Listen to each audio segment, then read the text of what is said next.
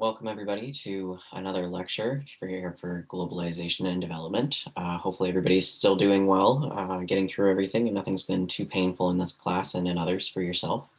Um, so getting into course content for today, you got a couple of extra readings compared to the last couple of weeks. Um, you've got Fine and Say Bilho, 13 Things You Need to Know About Neoliberalism, which is going to be piggybacking a little bit off of last week's course content.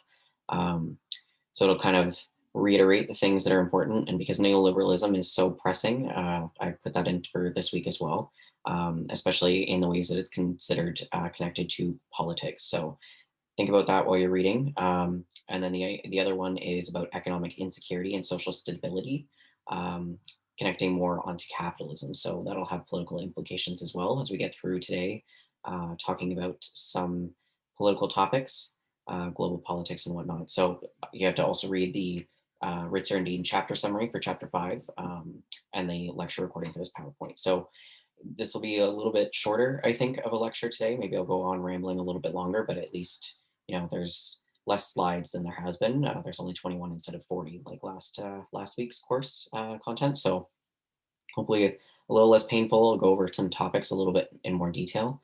But overall, the aims for this week are to explore political structures that are involved in globalization, to understand the historical development of the nation state and the changes that have happened in relations and power, to examine the development of other global and regional power and political organizations, and to consider wider issues of global governance and the role of the civil society. So we'll get started on that with the structures and flows. So political structures, as with others, they involve processes or sets of processes. And so a nation state or a bureaucracy is often thought of as a structure, but it's also a sum of processes such as communications, decision making that occur within it. So with most flows that are relevant to globalization, most of them are relevant to political ideologies and to some extent because of the way that communication and decisions are made. So each decision has a political intent because the outcome of the action of the flow will change how the outcome occurs. So what does that actually mean? So let's break that down a little bit. So each decision has a political intent. So somebody has political intent, and because the action that they are taking has political intent, it's also going to have a political outcome. So that flow will change how the outcome occurs because of the political intent. Hopefully that makes sense. So the structures can be kind of seen as congealed flows because all of the communication and decision making that has to occur to make one set of structures flow are all interwoven or congealed. So if we think about the way that the university's bureaucratic processes occur, we have to think of the ways that chain of command are made for decisions. So, for example, to get this course running in the evening instead of during the afternoon, I had to talk to our department chair, Carly, who then sought out permissions from the registrar and the dean's office, who then sought out permissions from their supervisors, the deans of art and science, and the registrar, who have further instructions from the president of the university that they have to adhere to when they say, yes, that this one course can change its time slot. So for me to just get to the point where I can teach this course in the evening instead of in the middle of an afternoon on Thursdays, I have to go through all of these people to get a yes from them so that that one decision can be made. So all that to say that one decision that impacts all of you had to travel through congealed flows of communication to decision making to get you to have access to this course in a different time slot. So imagine that now on the entire university scale, where you're going to have professors asking for certain things in certain spots, and you're also going to have students asking for certain things in certain spots. So you can see how this can get complicated quickly, just based on having a single decision that somebody needs to make. So within global flows, you have those that are directly or indirectly political, which include people, inequalities, terrorism, war, environmental and resource problems, and we're going to get into those more in the later on in the semester. But this is the lecture that's giving a lot of the base about the political flows and where they come from. So we probably won't begin discussing in detail political systems and flows as we go through the other topics like inequalities, people, terrorism, war, all those examples I just gave. But you have to keep in the back of your mind that all of these are examples of the way that politics end up manifesting in globalized flows. So there's always going to be politics underneath everything else. So To get to the point of politics, we have to also talk about the nation state. So we have to think about the fact that we have been socialized into this system to recognize the importance of the nation state. And we have to recognize that it's a construct. We created the nation state system, and we are recognizing that it's important to us. But the nation state as a concept has not always existed. There's been other forms of the nation state, but we as humans, as socialized creatures, we created this nation state system. It didn't just develop naturally. It was created through a series of events and actions of a handful of groups.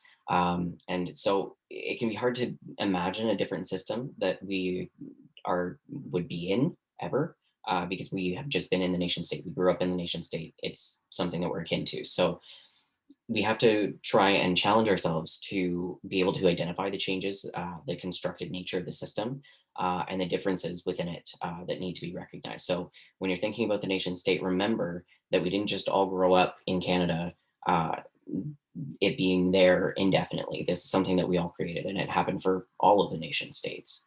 Um, so, what is the history of the nation state? So, the Peace of Westphalia in 1648 is a series of treaties that ended up coming up around the end of the 30 and 80-year wars in Europe. And it instituted an international system that was recognizing sovereign states as its core. So the international system of recognizing sovereign states was the important part of that. Um, Within that as well, you also have the right to political determination and prohibition from intervening with affairs of the other states. So what that means is that the treaties were being interpreted as giving states the right to political self-determination, to be considered equal from a legal viewpoint, and as prohibiting them from intervening in the affairs of other sovereign states. So in that example here, we could say that we as Canadians can't interfere with the US just for fun. Like if there's something that we need to do with the US that we don't agree with, we have to go through legal standpoints, because they as a sovereign state and us as a sovereign state are two separate entities from each other. So readings of the agreement differed for the Peace of Westphalia. So critics have had traditional interpretations of the Westphalia, who usually say that none of these things were inherent in the original treaties, but they're read into it later. So it's somewhat argued that there's this interpretation in motion, that the conflictive relationship between states, and perhaps it set the stage for interstate wars, especially World War I and World War II. So even though the system has kind of remained in place, the key question is whether the recent global processes are beginning to undermine the power and the relevance and the legitimacy of nation states as they came up under this Peace of Westphalia agreement, so to speak. So to be able to get into the more nitty gritty here, we have to also break down the nation state. So the concept itself, the nation, is a social group linked to a common descent, culture, language, territorial contiguity. And then you've also got the national identity, which is a fluid and dynamic form of collective identity that members believe that they are different from other groups. So national identity of Canadians is going to be different from national identity of Americans, different from Australians, people from Britain, from China, from Japan. Everybody's going to have a different national identity, even if you're on a same geographical location based on the land borders that you were born into. So then you've also got the state. So that's the organizational structure that's outside of the other socioeconomic hierarchies within the relatively autonomous office holders. A very formal way of saying that that's the bureaucracy within the nation itself. So then you get the nation state, which is integrating subgroups that define themselves as a nation with the organizational structure of the state. So we have bureaucracies that connects all of us. We also have the collective culture that unites all of us within Canada specifically, to make us into the nation state of Canada. So all of these create the systems within all of the nation states, and as we have accepted it. And so the state kind of emerged as this new institutional form during pretty much the demise of the feudal system, which if you go back to the basics lecture, if you go back and you look at those charts from, say, SOCS, the Ages of Globalization, you can see the change of the nation state being integrated into those. So would be great to review that just to get it up. I should have just put it into the slideshow because it would have fit really well to give that example. But go back and look at that, and you'll see where the nation state kind of got integrated into those systems. So the state has a more centralized form of control, and it evolved within these organizational structures and allowed for the office holders outside of other socioeconomic hierarchies with its own rules, resources, all of that, specifically coming from taxes rather than from feudal and personal and religious obligations to support it. So within this, you've also got this claim to sovereignty within the state. So rather than having the basis of political power being rooted in birthright, so instead of being a prince, a king, a queen, sovereignty of the nation was based on representation of the people. And that's how we end up getting to the point where we're at now, where we have the ability to engage in collective action, both internally, like collecting taxes, but also externally and dealing with other states to engage in connection, but also stuff like warfare. So the nation state is seen kind of here as an integration of these subgroups that define themselves as a nation within the organizational structure that constituted the state itself. And so within the nation state, you have a couple of different key concepts. So we're going to go over the nation state in threats, in defense, and the imagined community. So what are some of the threats to the nation state? Well, first you've got the global processes and flows. The state is increasingly porous. So because you have nation states now where there's this borderlessness of the economic flows of the economy. Nation states once controlled the markets, and now that the markets are controlling the nation states. And we'll get into more of that in the next lecture. But what's important here is that because the nation state is increasingly porous, meaning that the flows are being absorbed very quickly, not only among the economic flows, but other flows. Like examples include like immigrants, social movements, terrorist crime, environmental degradation, climate change, war, failed states, technology, religious militancy, pandemics. COVID is a good example. With that, you see a lot of changes that are coming about that wouldn't have been as obvious when the nation states weren't as porous. This wasn't a flow that they would have to worry about. So there's this scholar Das Gupta who argues that the most momentous development of our era is the waning of the nation state, its inability to withstand countervailing 21st century forces, and its calamity loss of influence over human circumstance. And so this is a really fancy way of saying that he believes that we've become enthralled with apocalyptic nationalism and populism.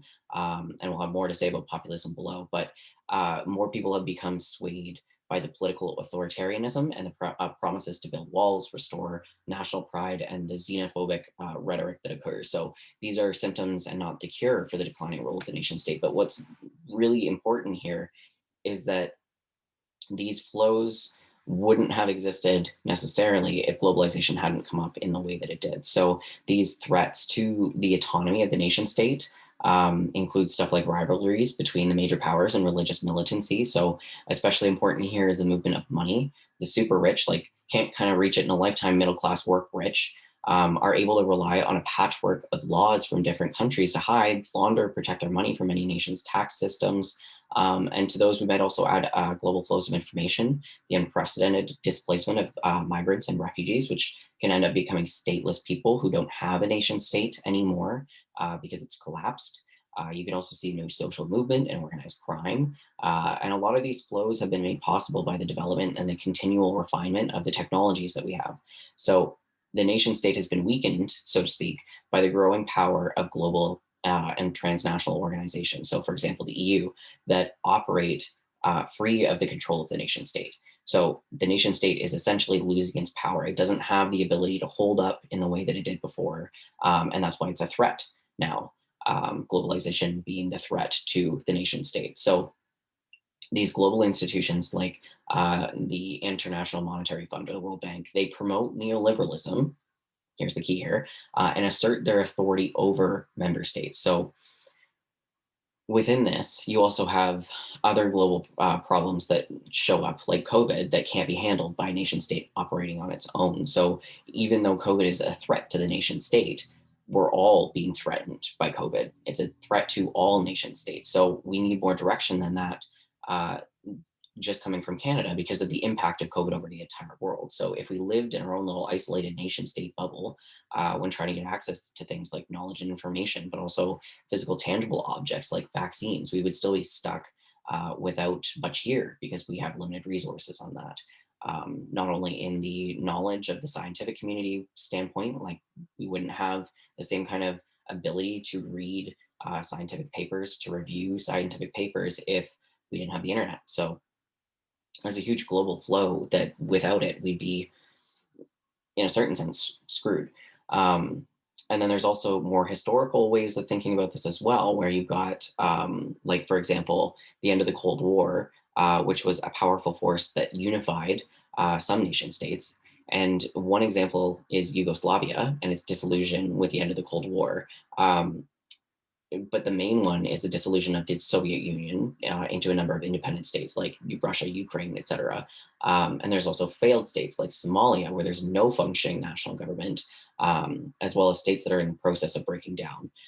So the dissolution of several states after the Cold War and the existence of these numerous failed states show the fragility of such a system, and it makes states unable to maintain their borders adequately. So again, it's a threat to the nation state that it's not going to be able to uphold this. And while it's not necessarily new, it's definitely increased over time that because of having to accommodate the different flows that are capable of passing through it. So on top of that, we also have things like international human rights that didn't used to be universal, but are now becoming universal beyond the individual states that are within it. So human rights becoming a more global political issue because of different countries wanting to have a certain set of rules and regulations about what can and can't be done to a person. These are consequences for nation states not adhering to the international policies because they are universally known and universally accepted by other states. So human rights emerged pretty largely in a reaction to the Holocaust and other horrific events that occurred during the 20th century. And they bring together the list of the UN's Declaration of Human Rights here, just a few of them at least. I'm just going to mention a couple. So feel free to seek that out online, the Declaration of Human Rights that the UN lists. But a quick summary of a few of the articles that are related to the nation state specifically are as follows.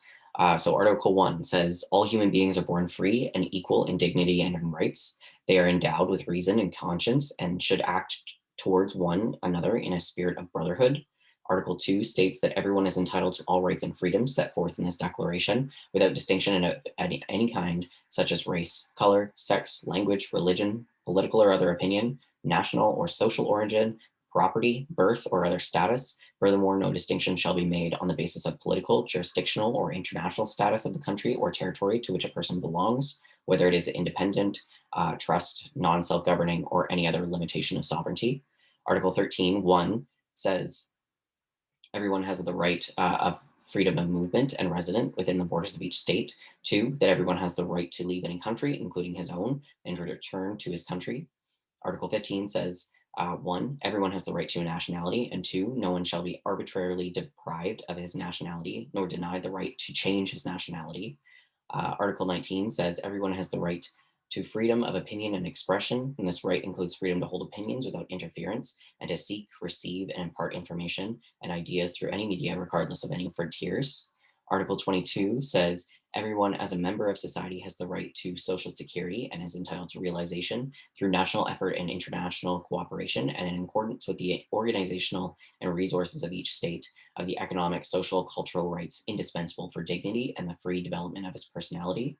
And Article 30 says nothing in this declaration may be interpreted as implying for any state, group, or person, or any right to engage in any activity or to perform any act aimed at the destruction of any of the rights and freedoms set forth herein. So, long-winded. You don't have to memorize those either. That's not going to be test material or anything, but these are just examples of what articles then suggests that what human rights are ranked higher than the nation states itself. And that's what is important here. So you're putting the individual's human rights over what the nation state itself wants, depending on what it is. So in that, you have the UN that's looking to exert control over the state on these issues. And as a result, you have a lot of growing interest in human rights that has been seen in recent years, to allow those who feel that their human rights have been violated to seek consequences against those who have hurt them. Excuse me. And that it also includes taking people to international criminal court. So the International Criminal Court has some ability to manipulate the nation state, and some countries have not actually recognized the International Criminal Court's power, including the US. So Canada does recognize the International Criminal Court's power, but the US, if somebody is trying to take somebody from the US to the Criminal Court, they're not going to recognize it. So if your human rights are violated in the US, you might not have that kind of ability to claim that you've been attacked to at least the UN. You can try it in the US if, some the US laws are going to be different, but at least at the international level, that's something that you're not going to be able to do in the US, versus in Canada. You'd be able to go to the International Criminal Court if you could plead your own case. Um, Anyways, despite the growth of the human rights movement, there have been some limitations to its implementation success. So, for example, human rights discourses have been dominated by Western notions of focusing on political rights, while others have argued for more of a more expansive definition that also includes socioeconomic rights as well. So, for these reasons, some activists and scholars have shifted to a language focusing on human dignity instead of human rights. And these conceptions have a broader focus on global justice, which includes addressing inequalities that have been shown between the global north and the global south, having a more inclusive notion of human rights and a more pluralistic notion of human dignity that acknowledges non-Western values as well. So these are important factors into thinking about human rights and what has been done recently. And there's also other identified bases for legitimate political rule, including global environmental flows like global warming or climate change, which have led to rising sea levels that displace people from their land. And if these people have nowhere to go, then they become climate refugees. And we'll talk about that a little bit later on in the semester. You also have examples of nutrition and hunger of people in nation states, and that's being increasingly called into question. So, food sovereignty as a food system is growing outside of global trade and neoliberalism, which is then rooting the political legitimacy to rule in their own hands. So, an example of this is if Indigenous groups in Canada are fighting for control over the food systems that they have, then they'll be able to access food sovereignty rather than being left to the hands of neoliberalism to try and sustain themselves, which is marking a point of no return in the sovereign rule of the Canadian nation state. And so, this political authority that is being lost here by the Canadian government is going to show the limits of its legitimacy, meaning that there's a more liquid or fluid political flow occurring than the Canadian government likely wants.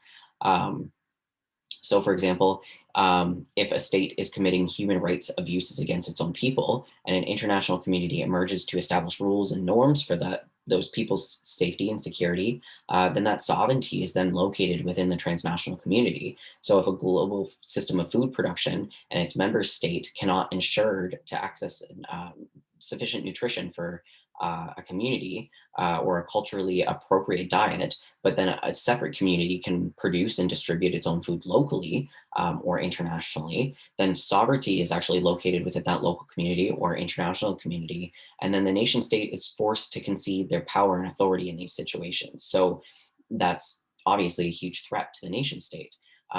And there's going to be some pushback on whether or not the nation state wants to let that happen.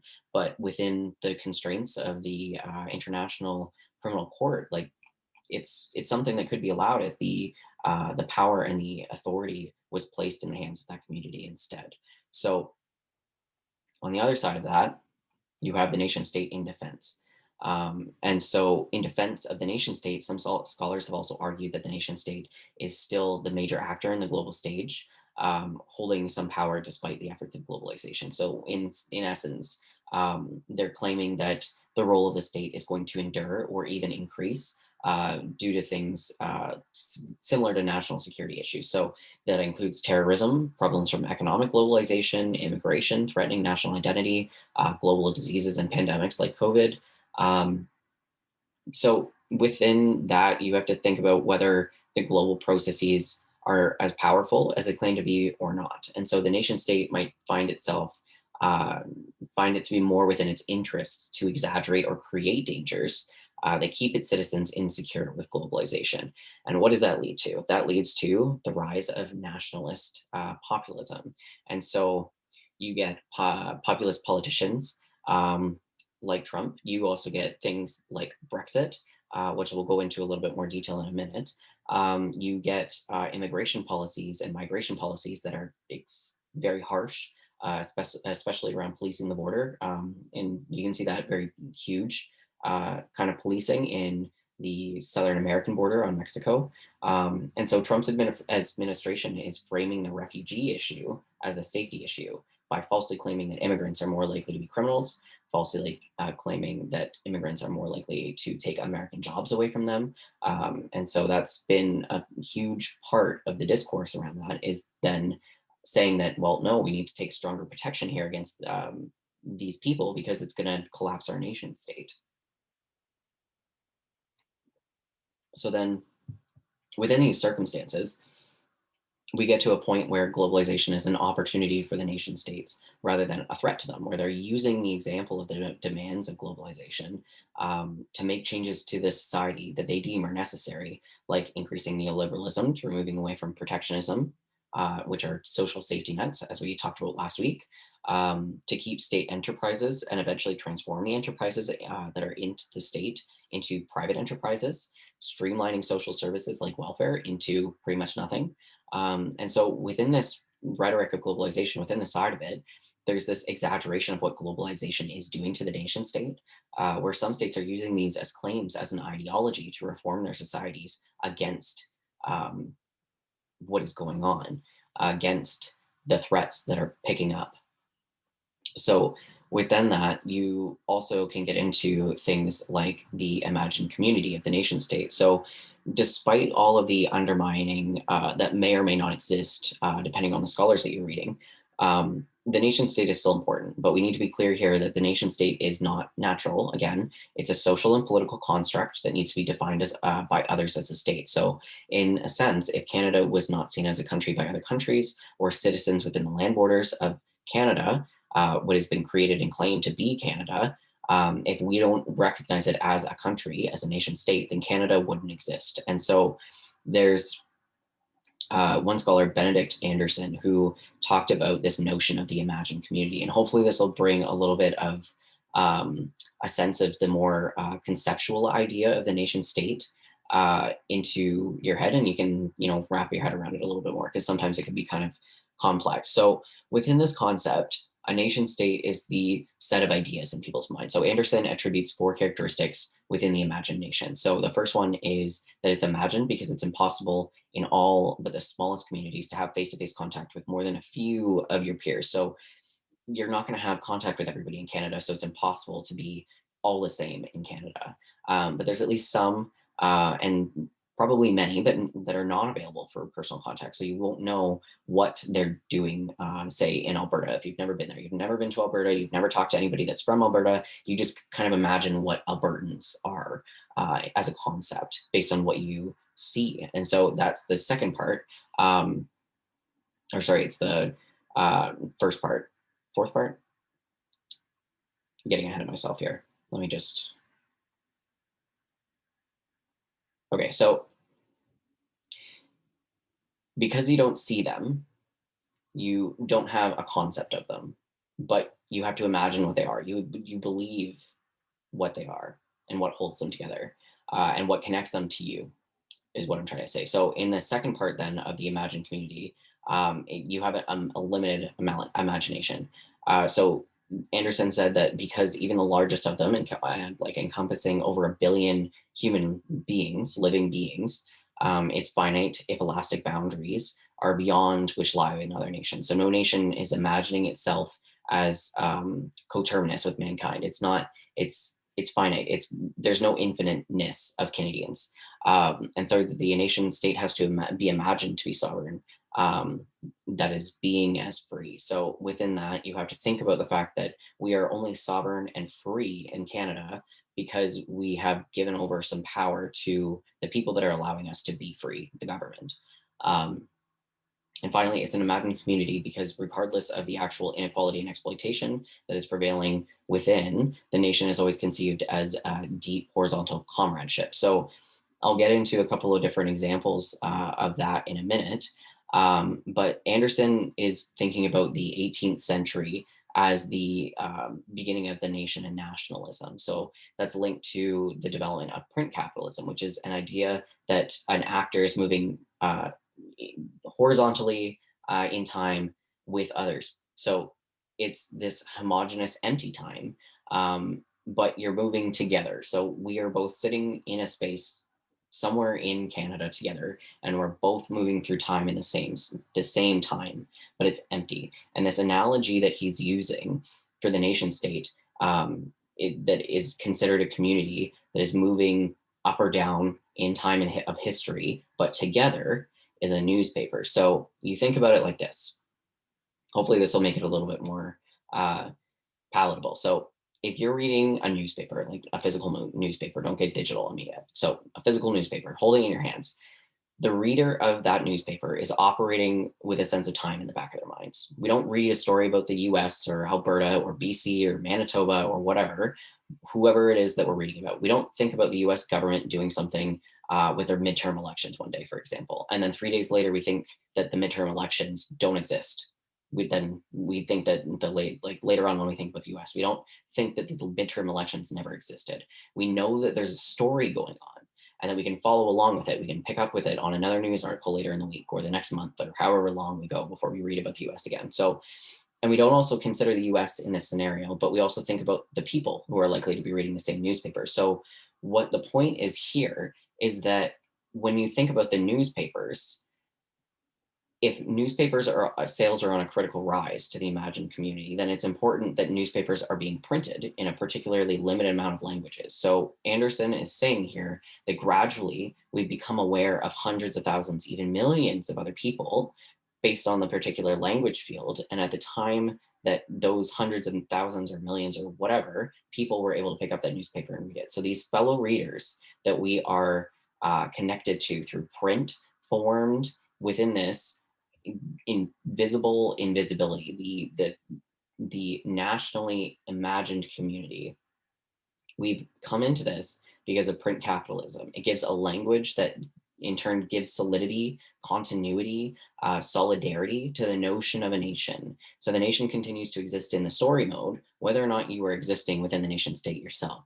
So hopefully that kind of makes sense. Think about it as you get to pick up a newspaper, you read it, you hear about the story, and you're still moving through time while that's also a story that is moving through time. So it's like all of these stories are going on in story mode that you are also going on at the same time.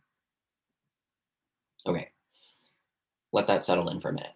So now thinking about digital media within that same context, we instead of having just the nation state on the newspaper kind of community, we get the global imagined community, which is a larger reality that we all have to stay up to date with through social media, blogging pages. If you read those, if you've ever looked up a recipe online and you have to like scroll through a whole blog post before you actually get to the recipe, you've read through or skimmed it at least through somebody else's reality.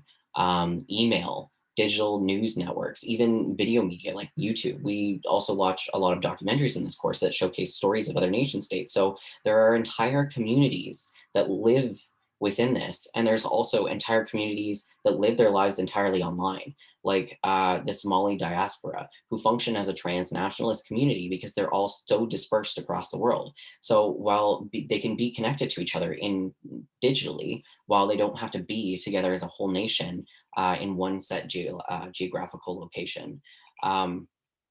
So let me give you another example. So other scholars have done other work around the imagined community, including sports teams. So if you don't like sports, sorry, but at least this is something you can kind of follow.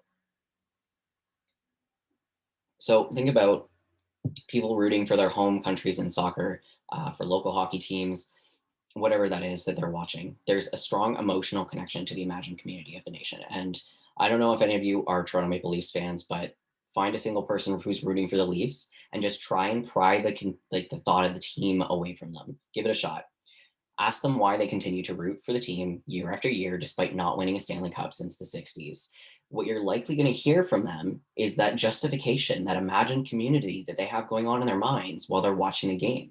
You're going to hear about how they have an entire group of people who they're with for the ups and downs of the game or the life of the imagined community, that you get the really far rock down bottoms that they can get into and the really strong highs that they get into. Um, like my brother-in-law is a huge Leafs fan, and he has legitimate days of mourning with groups of Leafs fans when they lose major games during the Stanley Cup. They're on this same connected level, this connected story as a community, and those experiences make you feel as though you're feeling something together. And that combination of collective feeling, that collective pride if they win, or the collective shame that comes from not winning a Stanley Cup for 50 years, you get that sense of being lifted up together, and that is the imagined community. So you take that and you can turn it into any example you want. You can take it into in nations that have been thrown apart, like the Somalia nation, the Somalia diaspora. You could take that into communities like the LGBTQ community. You could take it into communities of Indigenous individuals who are dispersed throughout reserves in Canada, but they can come together to support each other during times of need. So these imagined communities are just as important as the geographical communities and nation states that we're within. So you can create your own nation state, because that community feeling is really what's important, is being connected to others. Um, so besides that, there's been plenty of changes to the global nation state, especially within state relations. So these are particularly important in globalization because we have a couple of different geopolitical scenarios that have developed throughout three stages. You've got the bipolar stage during the Cold War, the unipolar stage in the ascendancy of the USA, and now we're kind of getting into a tripolar, which is the future of the US, China, and the EU is central. So what this means then is that as nation states are existing around each other, there's been major divides between the nation states that were considered allies, like the US, Canada, Britain, France, Russia, and those linked to the Axis, such as Germany, Japan, Italy. And so during the Cold War, the split was between the Soviet countries and those who are allied in the West. So you get that bipolar split of the geopolitical quote unquote superpowers. And since the collapse of the Soviet Union, there have been efforts to kind of make this picture a new global picture that's a little bit more fluid. So you see some of the US ascending into a more unipolar control, especially during the time period right up from the Cold War to the more recent future, where we get into coming into the big three, so the tripolar powers of the US, China, and the European Union. And during these rises to geopolitical power, the EU and China have faced some new challenges that are positioning them in important ways. So for the EU, you've got conversations about how the EU can go on for a long time, especially when just considering the strengths and weaknesses, but also including in the connection and context of Brexit. So to be clear here, the EU has 28 members in 2013 with the addition of Croatia, but then they lost Great Britain in 2020 with Brexit. So it's the largest economic market and trading bloc in the world. And so its influence is dependent on keeping all of its members aligned to their goals. So in essence, the EU has an economic, political, technological engine, so to speak. But Brexit leaving, Britain leaving, has kind of decreased the power of the EU. So the support for the EU previously had wavered, but it's recently at all-time highs. So getting down into a little bit more detail here, when you have a social and political entity like the EU and its member countries hold an important place in the world despite their recent setbacks,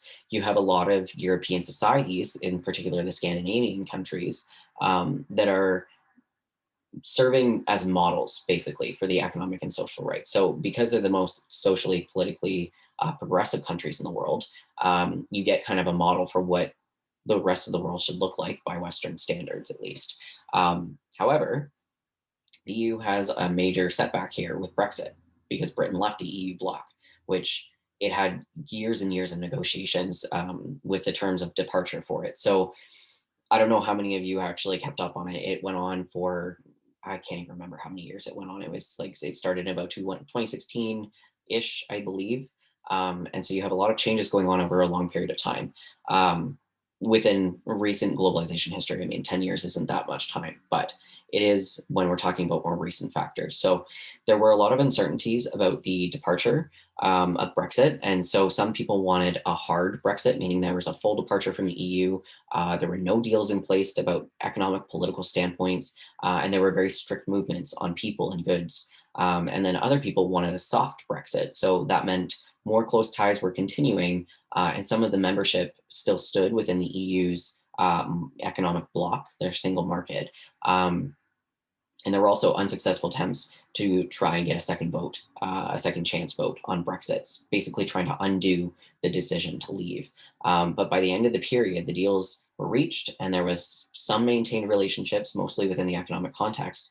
But the Brexit agreement alters the flows between the EU and Britain, including slowing goods, impacting various services like banks, accounting, architecture, and Britain doesn't have that automatic access to the EU market anymore.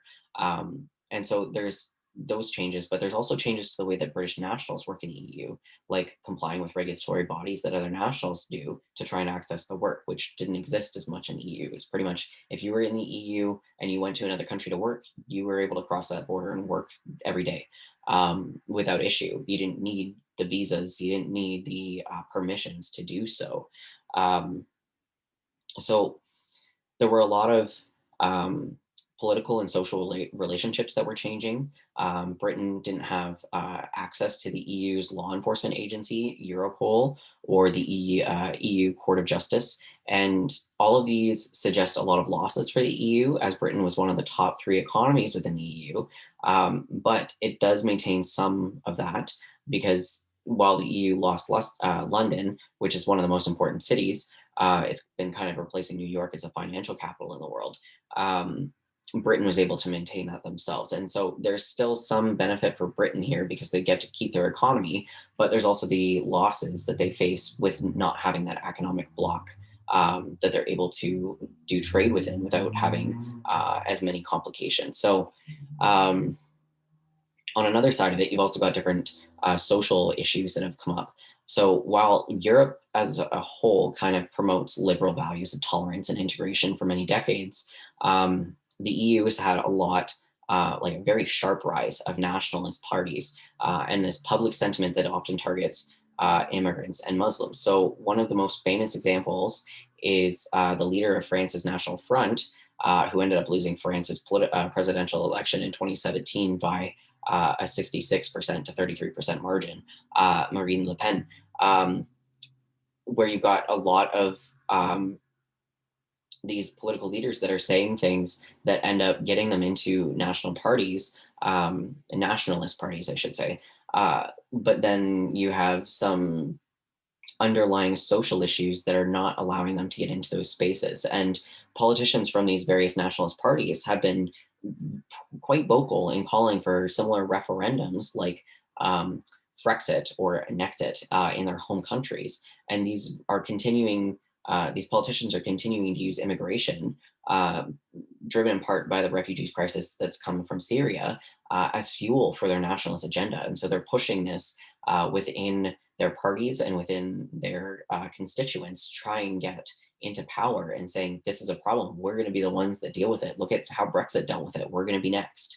And as a response to um, these claims, you've also seen a lot of increasing deficits in the economy is also partially driven by neoliberal policies within several EU countries like Greece, Portugal, Italy, and Spain, who have responded by implementing different measures that limit public spending. So, just causing fear in the other member countries and trying to provoke massive public protests within the countries themselves, you get a lot of angry people that are coming up.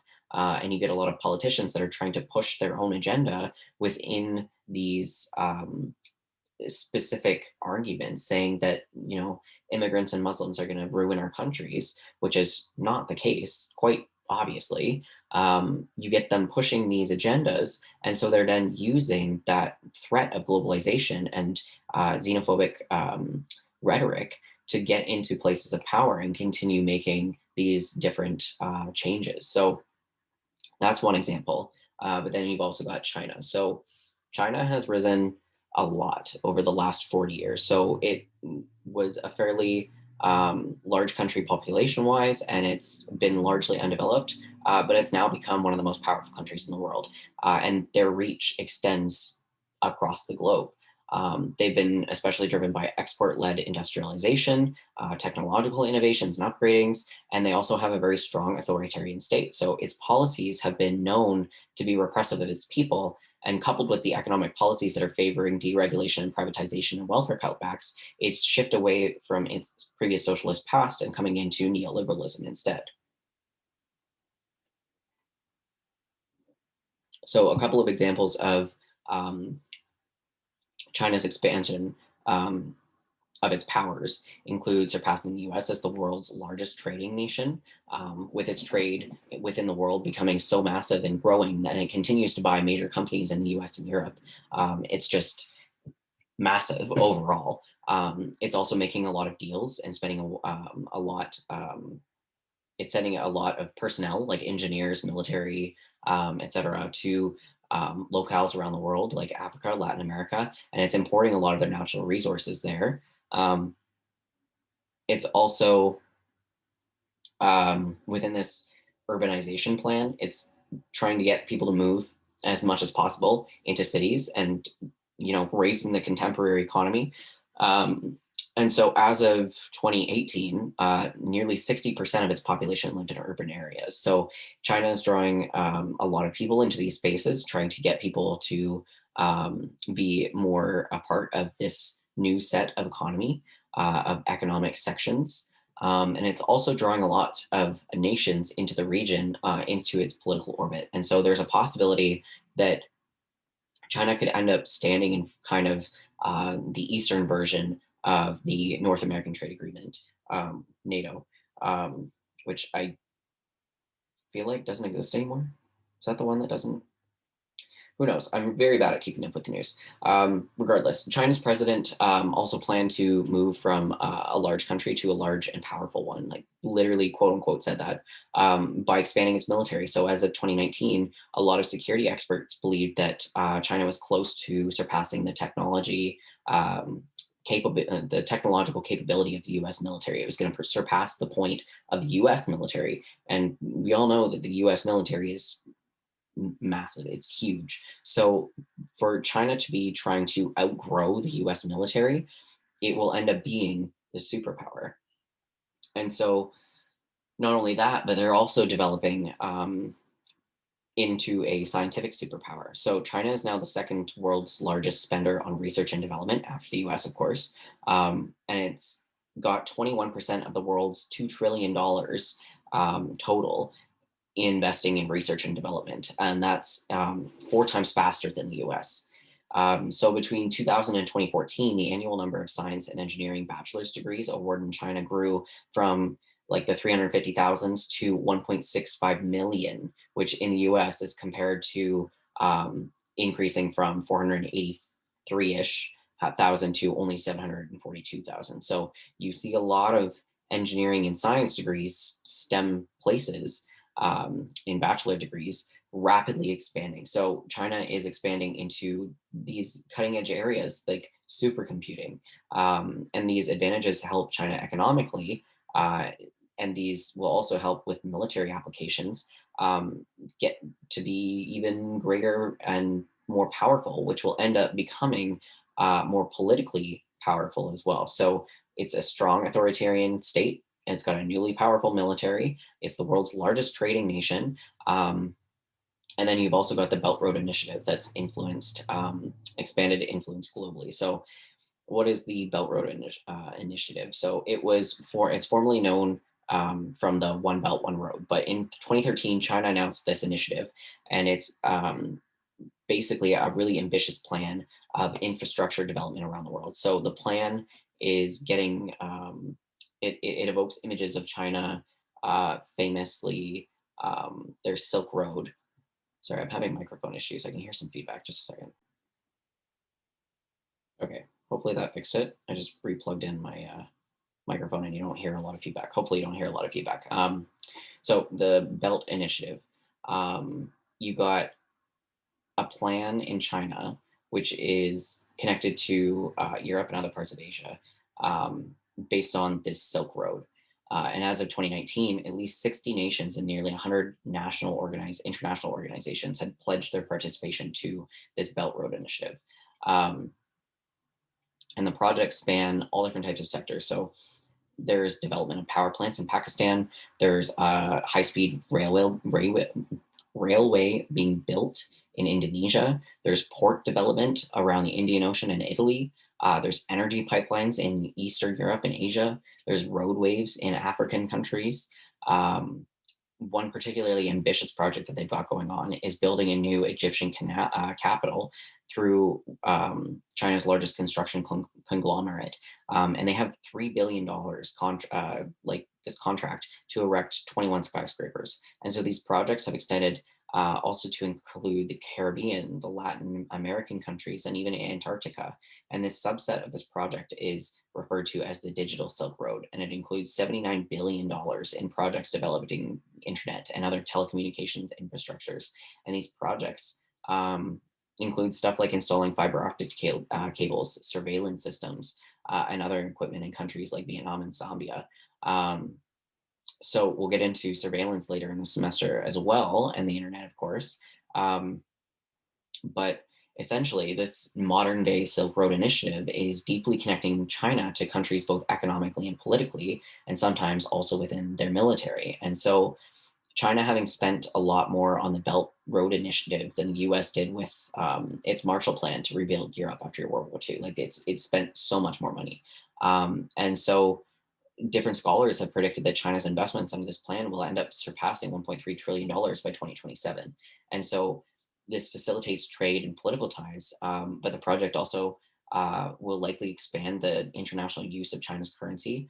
And in countries like Pakistan, Sri Lanka, and Greece, investments have come with Chinese Navy deployments and strengthened military agreements. So it's clearly expanding China's influence across the globe, but it's also facing some resistance. So on one hand, you have participating countries that have welcomed that needed infrastructure investment, and that they have agreed favorably to the diplomatic terms with China. Both state-owned and privately owned Chinese corporations have benefited greatly and largely through these lucrative contracts. And even though domestic growth has slowed in China, this initiative opens them new markets for Chinese exports. And these Chinese workers are receiving a lot of the wages as they're being sent across the world to do all of these various infrastructure projects. So many projects are being financed through low interest loans rather than grants from China. And when its debts have gone unpaid, they start kind of interrupting with this more militarized control. So, for example, Sri Lanka was forced to cede one of their newly developed ports to a Chinese company in return for the relief on its $8 billion that was owed on the project. And this is a signature project, which is now being written into the Chinese constitution to promote economic integration, goodwill, international cooperation, and it's in a time that it's marked by increased political fragmentation, such as the populism that's been described here. So, and we'll go on more to describe it in a minute, but there's resistance to the projects. And even though China's influence has grown, some people don't really want this road initiative to occur. They want to scale it back or even cancel it. So, for example, Malaysia's newest leader won his election in part by campaigning against previous deals against China, where he said that these deals were obtained through corruption. And so, having financed a lot of the projects with a loan, the International Monetary Fund has labeled a lot of participating countries under high risk of debt distress. And so, what that means is that um, they're not going to do well. They've been labeled white elephants. They have been kind of off written. And that includes like an airport in Sri Lanka that accommodates just a few flights per day. So there's a local resistance when you're dealing with that. There's also an international resistance overall. But in short, the Belt Road Initiative has expanded its influence globally and will continue to do so because of China's buying power and their economic abilities. So I guarantee in the next couple of years, we're going to see China being able to ramp up a lot more of this. And that'll change how we're all dealing with globalization based on the fact that they've got such a huge amount of power. Um, so on to nationalist populism. So another one of the major shifts in global nation state relations has been sparked by populism, which we've kind of touched on already. But it's the political style that politicians contrast themselves with the elite, and they claim to speak on behalf of the people in public performances, bad manners, perceived crises, and this has risen rapidly up to a fivefold increase in countries where a populist leader has held executive office in the last 30 years. So nationalist populism kind of opposes globalization. And so we see a significant trend in raising challenges to international development and cooperation. As something that was originally viewed as short lived, we're seeing populism become more centralized focus of types of government throughout the world. And these styles of government, these populist styles, um, they're viewed by some scholars as a performance where the leader is the performer and the audience are the people. And so these crises and media are being staged. Or they are the stage where the populist performer or the politician gets to play out.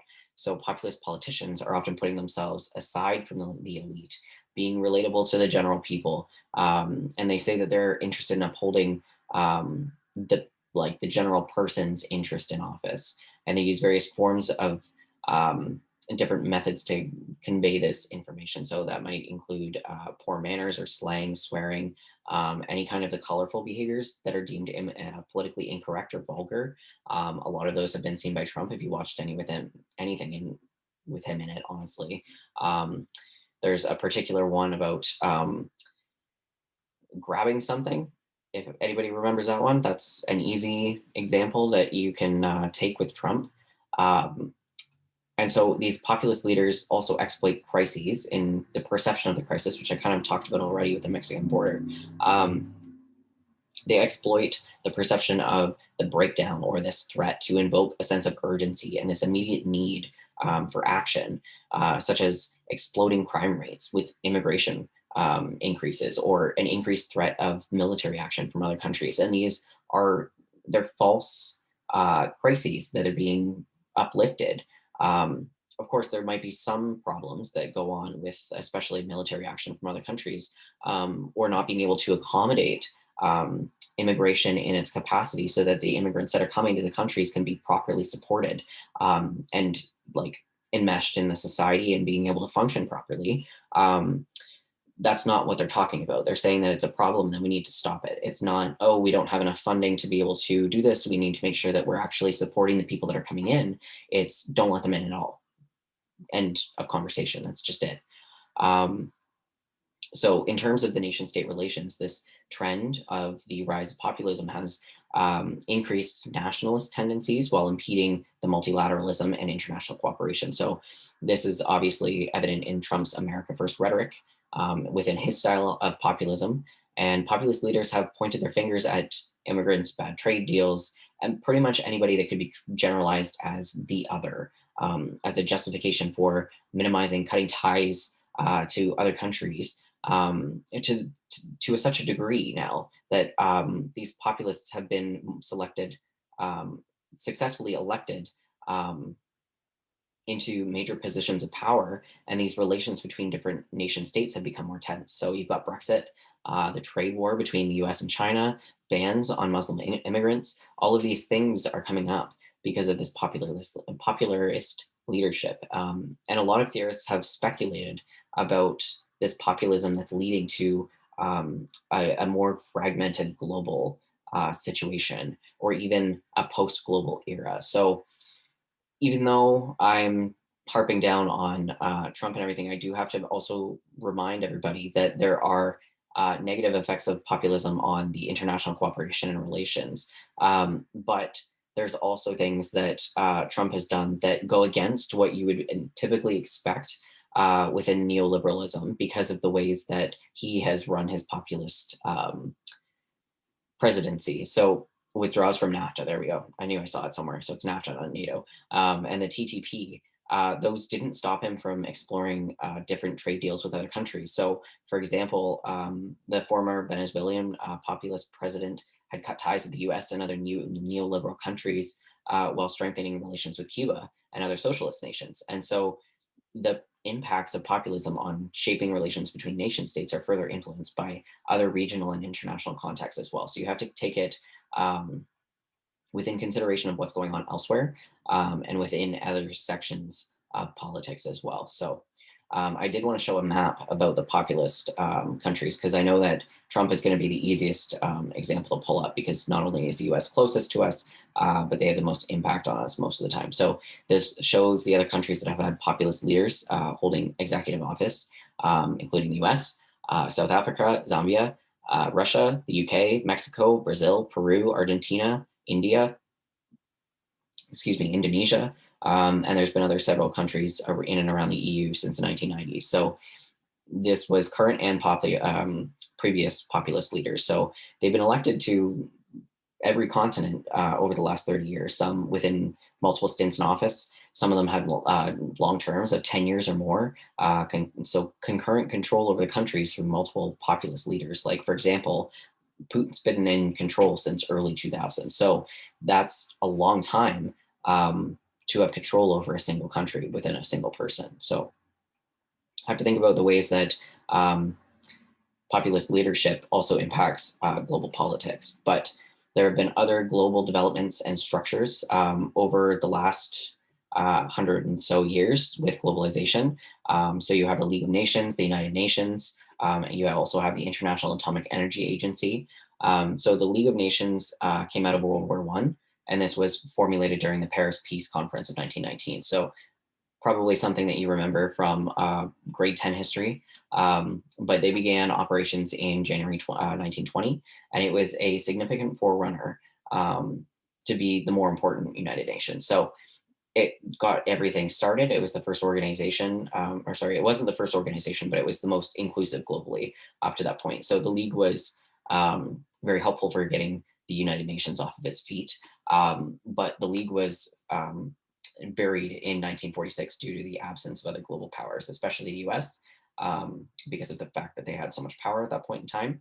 And by the fact that it wasn't really globally overall, it just had a very far international reach. And so it was also formally buried based on the fact that it didn't stop World War II from occurring. So that's why it was buried in 1946. But just after in the 1945 year, after the World War II ended, you have the United Nations being built up. So despite the United Nations problems, and you could dig into what's going on in the United Nations and dig out some major problems, but it is the premier global organization within the realm of politics. And so it came after the League of Nations, but it also took a lot of the League's principles and some of its functions, its characteristics and whatnot. So it's organized on the basis of the nation states, and it's got 193 as of 2020, and it stands in opposition to those who argue that globalization is bringing an end to the nation state. But the UN is also an independent actor, so it's not just a location to allow nation states to come together. It's also it's sort of a nation state itself.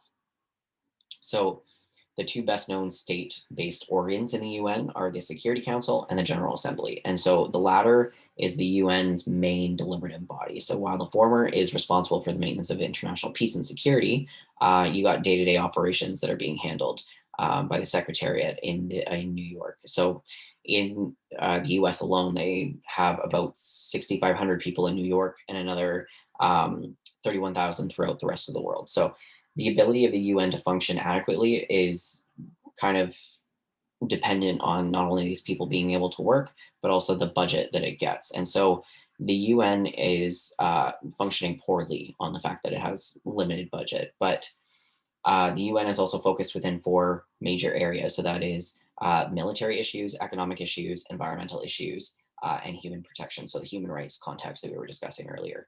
Um, Within the military issues, the UN is supposed to have been a major force for keeping the peace. But that was kind of also set aside during things like the Cold War because um, the US and the Soviet Union were able to veto this peacekeeping agreement based on their hold on the Security Council. So the UN has been involved in other military roles, but it's also not been very good necessarily at always keeping the peace. So doesn't always follow through with what it's hoping to do. Within economic issues, it fits within the main focus of the UN, trying to reduce global inequalities. Similarly, with the environmental issues, you've got climate change, which is being dealt through the United Nations Environment Program, and then human protections, which we've already gone over. So I won't, spend more time droning on about it. They're very important, but I'm sure that you've already heard quite enough on that. So I'll just keep going. We're almost through it. So um, the UN has also has a couple of different other sub bodies, I guess. United Nations Conference on Trade and Development and the Nations Education, Scientific, and Cultural Organizations, which are both focused on trade and development or education, scientific, and cultural development. So it's focused on improving them with growth. But again, they would all function a lot better if they had an increased budget. So that's pretty much the limitations of the UN is that they can only function so well because they only have so much budget, which I'm sure most people would argue that that's the reason their organizations don't work as well. Um, the International Atomic Energy Agency is another important section because it monitors nuclear weapons and it acts kind of as a watchdog on nuclear issues. So, in particular, recent work has been focused on Iran, which has been subject to sanctions between 2002 and 2015. And in 2015, Iran agreed to limit uranium enrichment in exchange for economic sanctions to be lifted from them. So, um, something that was done when Trump was in power was that the US decided that they were going to unilaterally remove themselves from the agreement and reinstated the sanctions. So, at least in 2020, the other member countries on this treaty were trying still to get Iran to cooperate within the treaty as they had exceeded their uranium enrichment that was originally agreed to. But because the US is out of that, a major power is out of that, a major military power is out of that, and now the country is able to manipulate itself a little bit extra outside of that agreement. So that's what that agency is all about. And then there's also a couple of different regional structures that exist as important political organizations within globalized connections and relations. But I'm not going to talk about all of them. There's probably over 40. But these are three that are more formalized rather than more informal, which some of the other ones are. So the Organization of American States, or the OAS, was created in 1948, and it originally included all of the states in Central and Latin America, like Cuba and the US, as well. Over the years, Canada and the other Caribbean states joined the OAS. But Cuba, while technically remaining a member, was suspended in 1962 based on the communist government that was headed by Fidel Castro. Um, so the OAS has not been very successful regional organization, partially because of the differences between the US and its other members, because the US is so big, of course, we've talked about this. The US has a lot of pull. So while the OAS is devoted to multilateralism, the US is still kind of favoring the unilateral approach to Latin America. And so this is reflected in continuing opposition, especially with hostility to Cuba. But there's also other areas of tension that are driving this more unilateral approach, including the flow of narcotics from Latin America, the flow of undocumented immigrants through Mexico, and the worsening crises in Venezuela. So something to think about there. On the other side of the world, you also have the Association of Southeast Asian Nations. And so this was founded in 1967 with Indonesia, Malaysia, the Philippines, Singapore, and Thailand as the original members. And then it ended up growing to include about 10 other members. But it operates on the basis of following principles that are reflecting its political character and its base as the nation states that compose the organization. So that includes having mutual respect for the independence, sovereignty, equality, territorial integrity, and national identity of all of the nations. the right of every state to lead its national existence free of external interference, subversion, or coercion, non-interference in the internal affairs of one another, settlement of differences or disputes by peaceful manner, um, renunciation of the threat or use of force, and effective cooperation among the member nations. So, in addition to these other goals that it's got with the acceleration of economic growth and social progress and cultural development in the region, they want to have respect for each other and make sure that they're kind of muting any disputes by more peaceful manners rather than getting straight into war. Um, and so, although the association was founded within a political organization. It's become to be dominated by economic issues as well, especially dealing with the impact of neoliberal economic policies on the region within its member nations. And for one thing, it's sought to adapt neoliberalism by creating a free trade agreement within the association. So that's reducing tariffs and non-tariff barriers to free trade. It also tried to start in 1998 nurturing new domestic firms by giving domestic investors priority over foreign investors. And that was trying to prevent firms from being controlled by outsiders and helping them grow so that they could compete with the other multinational corporations. But in 2001, the focus kind of shifted to attracting foreign investment. So within the 1997-1998 Asian financial crisis, it kind of responded by seeking to develop the regional financial systems that could help it prevent these crises in the future. Um, and so, although the size of the economies are relatively small, they ended up getting into being able to create the Association of the Southeast Asian Nations plus three.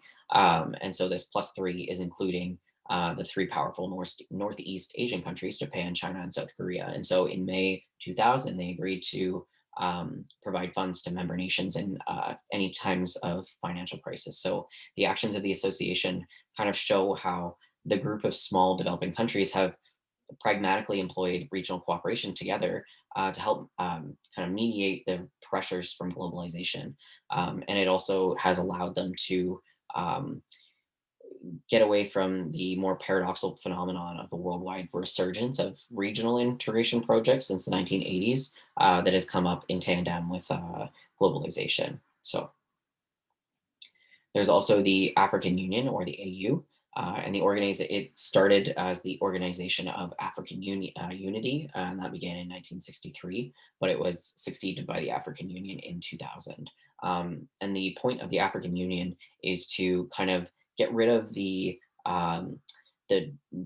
leftovers from colonization and the apartheid governments, and to promote unity and solidarity among the African states, to coordinate and intensify cooperation for development, to safeguard the sovereignty and territorial integrity of the member states, promoting international cooperation within the framework of the United Nations. And so these changes have represented kind of a switch from a focus on Pan-Africanism and collective self-reliance to more of benefiting from globalization as well as avoiding its adverse effects. So, given the great problems within Africa and the long-term effects that colonialism has had on it, it's kind of unclear still how successful the AU will be in either taking advantage of globalization or avoid being victimized by it. But it's still another association of regional structures that are allowing some connections to occur between the nation states in the area.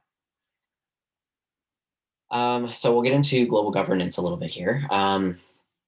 So global governance refers to the processes and institutions, formal and informal, whereby rules are created, compliance is elicited, and goods are provided in pursuit of collective goals. So what that means is that global governance goes beyond the traditional forms of cooperation, and it includes a broader variety of networked organizations and individuals that had not previously participated directly within creating and enforcing these rules. So governance shapes politics, global politics, and it has grown rapidly in activity.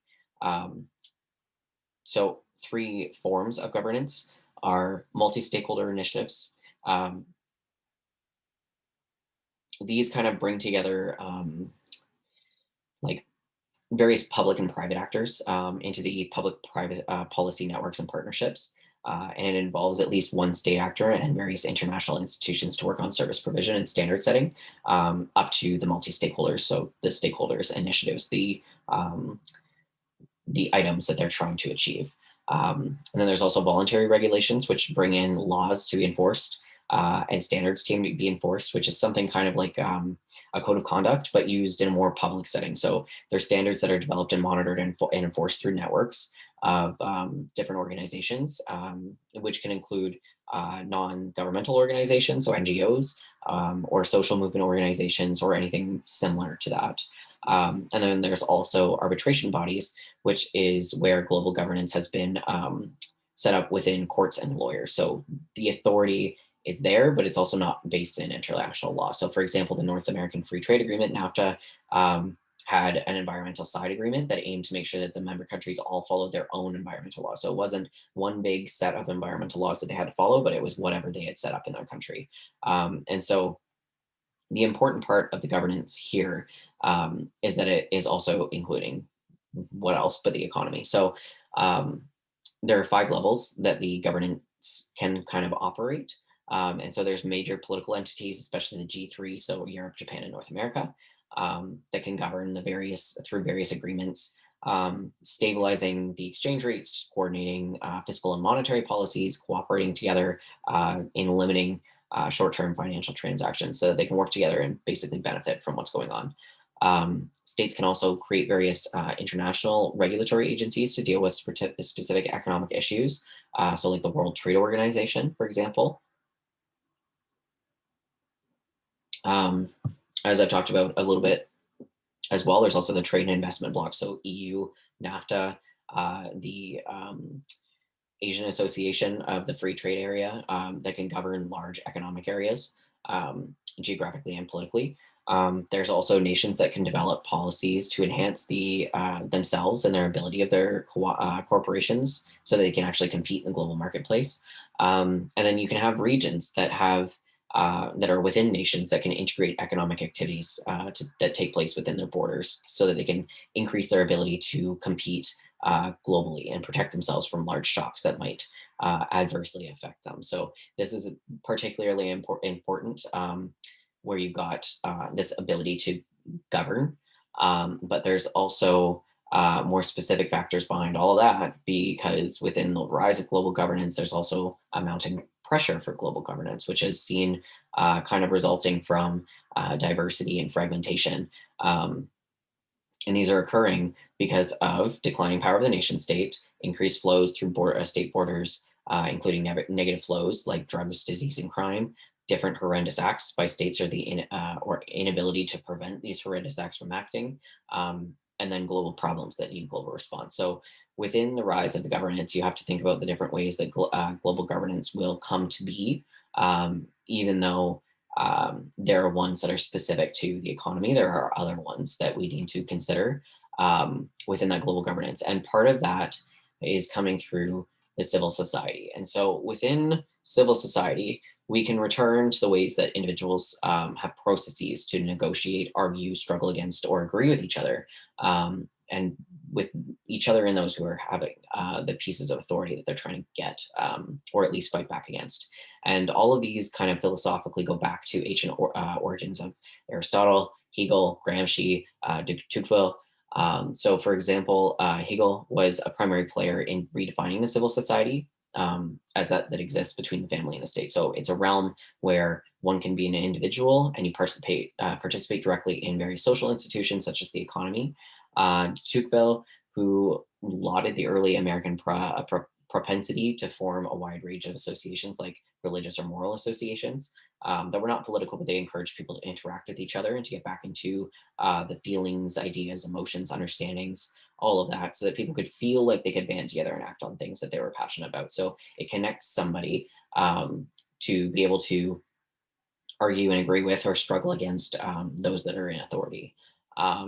And in terms of Gramsci's associations, you get that distinction between the market, which is and state and family, and civil society, and that's a 20th century innovation that's usually associated with Gramsci. So, in his view, to challenge the hegemony of the state controlled by the market, which in turn dominated the family, the opposition had to gain positions in civil society like universities, the media, in order to generate their own ideas to counter the hegemonic ideas that are coming from the capitalist economic system. So that's when you get into, again, this imagined community. So within this civil society, we have this imagined community that allows us to uphold our own feelings and understandings to kind of fight back against what's being dominant in our society. So while a lot of the Western world had previously conquered the world through uncivilized and violent means, it also kind of gave birth to modern struggles around constitutions, religious tolerance, civil manners, like, for example, those that you would see in sports. So,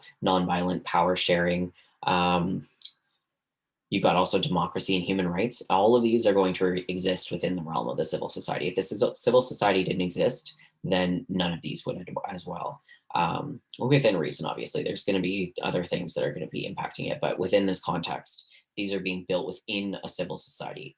Um, and these are all important factors to how we exist. And they bloomed into being more important factors within the 1970s and 1980s within Latin America and Eastern Europe, in part to be in the opposition within the military dictatorships that were occurring during that time period. But they were also linked to travel, communication linkages across different civil society groups that were becoming more important, especially in terms of human rights and in various crises. Um, all of which are kind of important to the ultra globalization movements that we'll discuss by the end of the course. So, in short, civil society is basically a realm in which people can engage with each other or more or less directly, and in which that they can, among other various things, that but they can analyze and criticize the political and economic institutions that are in place. So people can do this and act publicly through voluntary associations, movements, parties, unions, groups in general. And so then civil society involves setting settings and actions that take place within those settings.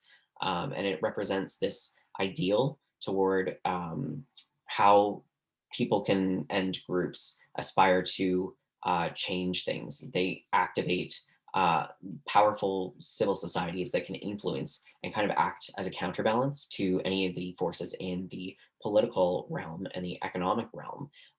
So they can kind of push back against the things that are forcing them in the political and economic realms within the civil society. And so it's the case that civil society stands as a counterbalance and it's an alternative to both the nation state and the economic market, especially when we're talking about capitalism. So the global civil society then is non-governmental pluralistic forms of society that are created through interlinked social processes that are oriented towards civility. So civil society organizations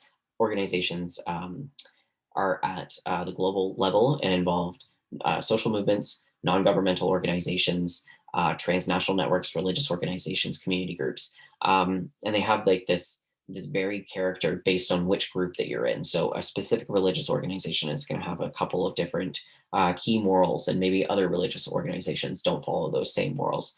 Neither of them are wrong to not do or create those morals themselves, but those morals are connecting the group. So they have differences between the groups, but they're all trying to go for the same thing, where it's pushing back against the political and economic realms of society.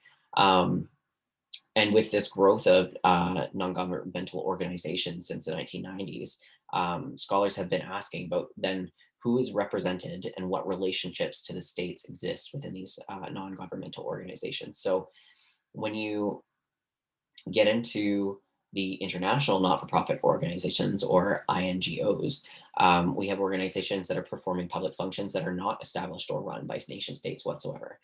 So you get stuff like the Red Cross, Global Witness, Clean Clothes Campaign, and these are all power neutral organizations that have more of a rational moral authority instead of a legal authority that the nation state does. And so they've had a lot of successes that are evident. And so we see a lot of grassroots organizations that get to grow up and build within. And so you see that they're more in touch with the needs and interests of the membership rather than how you are with your constituents if you're a politician. So if you go talk to a politician, they're going to be very formalized, they're more bureaucratized. And you don't have that same kind of connection to them. You're just like, whatever, that's a person that's upholding the NDP, the Liberal, the Conservative Party. But if you go talk to somebody who is a founder of one of these grassroots organizations, you get a more sense of that they actually care about what's going on, about the needs and the interests of the membership. So they have a more effective impact on the constituents that they're serving. Um, and they're also a lot more effective in achieving the goals compared to other types of organizations. So, for example, they're usually a lot faster to be able to get relief to people in poor countries or victims of disasters. And they're also very good at getting media attention in efforts to force more formal organizations like the states, the nation states, into action. But with all of those things, of course, there are some criticisms of the INGOs, which includes a lot of control from the north. So the focus is usually pretty limited and it might distort the greater picture. There's a lot of funding priorities and there's a lot of generally elitist and undemocratic um, actions that are taken from within because they don't have that legal authority within it. It's just the morals. So if the morals are now gone, you're not going to be following what was there previously. You also see a lot of state withdrawal from social provision. And they can also be co-opted. So they can be taken over by people that they have either not great means or they're trying to,